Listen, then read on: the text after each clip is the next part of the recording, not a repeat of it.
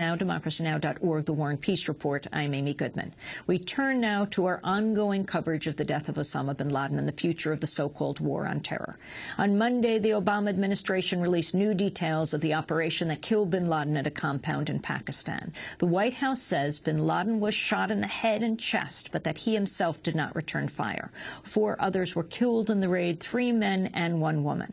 One of bin Laden's wives was wounded. U.S. officials told the Reuters news agency that while bin Laden would have been taken alive had he surrendered, the special forces that carried out the mission were instructed they were on a, quote, kill operation. The raid has further strained ties between the U.S. and Pakistan. Both Democratic and Republican lawmakers are calling for a review of billions in aid to Pakistan in light of the revelation bin Laden was living inside a heavily fortified compound in a wealthy Pakistani suburb. Former Pakistani President Pervez Musharraf criticized the U.S. for attacking the compound without Pakistan's knowledge, calling it a violation of Pakistani sovereignty. Republicans, meanwhile, have begun to seize on the news intelligence for the raid was partially gathered at U.S. secret prisons in Eastern Europe.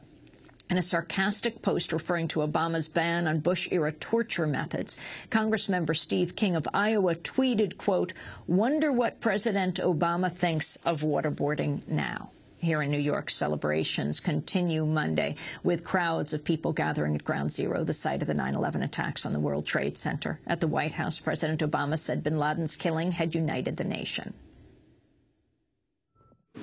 That unity that we felt on 9/11 has frayed a little bit over the years, and I have no illusions about the difficulties of the debates that we'll have to be engaged in the weeks and months to come. But I also know there have been several moments like this during the course of this year that have brought us together as an American family, whether it was the tragedy in Tucson or most recently our unified response to the terrible storms that have taken place in the South. Last night was one of those moments. While many have celebrated bin Laden's death as a turning point in the so-called war on terror, the U.S.-led occupation of Afghanistan continues in full force. Over 100,000 U.S. troops remain in Afghanistan nearly 10 years after the war began. More than that number, contractors. On Monday, Afghan President Hamid Karzai called for a speedier U.S. withdrawal, saying, quote, "We said that the fight against terrorism is not in bombing women and children of Afghanistan. The fight against terrorism is in its sanctuaries, in its training bases, and in its financing centers, not in Afghanistan. And now it's proved that we were right," he said. Well, we turn now to Democratic Congressmember Barbara Lee. In 2001, 4 days after the September 11th attacks, Congressmember Lee was the only lawmaker in either chamber of Congress to vote against the 2001 resolution authorizing the use of force in Afghanistan. This is what she said on the floor of the House, September 14th. 3 days before after the 9/11 attacks. Mr. Speaker, members, I rise today really with a very heavy heart, one that is filled with sorrow for the families and the loved ones who were killed and injured this week. Only the most foolish and the most callous would not understand the grief that has really gripped our people and millions across the world. This unspeakable act on the United States has really forced me, however, to rely on my moral compass, my conscience, and my God for direction. September 11th changed the world. Our deepest fears now haunt us. Yet I am convinced that military action will not prevent further acts of international terrorism against the United States. This is a very complex and complicated matter. Now, this resolution will pass, although we all know that the president can wage a war even without it. However difficult this vote may be, some of us must urge the use of restraint. Our country is in a state of mourning. Some of us must say, let's step back for a moment. Let's just pause just for a minute and think through the implications of our actions today, so that this does not spiral out of control. Now, I have agonized over this vote, but I came to grips with it today, and I came to grips with opposing this resolution during the very painful yet very beautiful memorial service. As a member of the clergy so eloquently said, as we act, let us not become the evil that we deplore. Thank you, and I yield the balance of my time. Democratic Congressmember Barbara Lee speaking 3 days after the 9/11 attacks. Congressmember Lee joins us now from Washington, D.C. Welcome to Democracy Now!, Congressmember Lee. Your response to the death of Osama bin Laden and what this means for the future of the war in Afghanistan and the so-called war on terror. Thank you for a chance to be with you today. Let me first say that I think the world really has breathed a sigh of relief. And I think everyone has to see President Obama as a bold leader who is committed to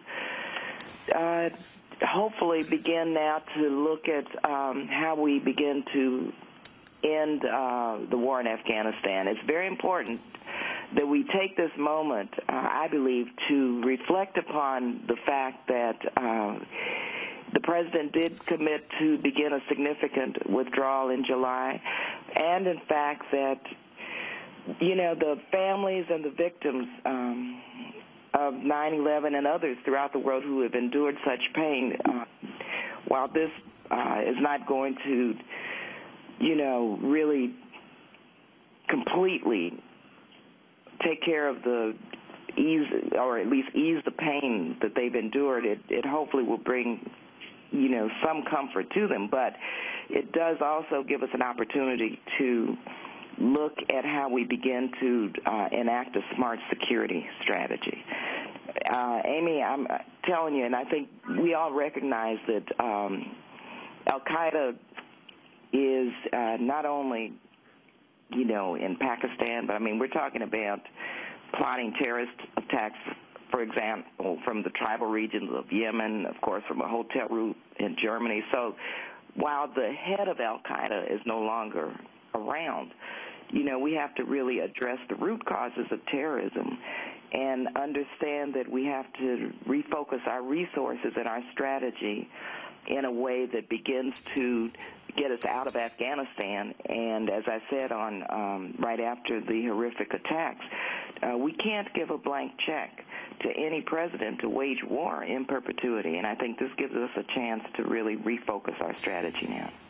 Do you agree with your California colleague, with Senator Feinstein, who's calling for ending U.S. aid to Pakistan, given that it looks like Osama bin Laden may have been living in Abbottabad for something like 5 years in this, some number of feet from the premier military academy there, like their West Point, a military town, that it's hard to believe it wasn't known by Pakistan, which receives something like well over $3 billion a year from the United States? Yeah, it's hard to believe that it wasn't known. However, I think it's too early to really understand what took place, and I believe we must have an investigation, and we must understand the dynamics and the history and what has taken place over the last 5 years. I must say, though, that we can't ignore Pakistan.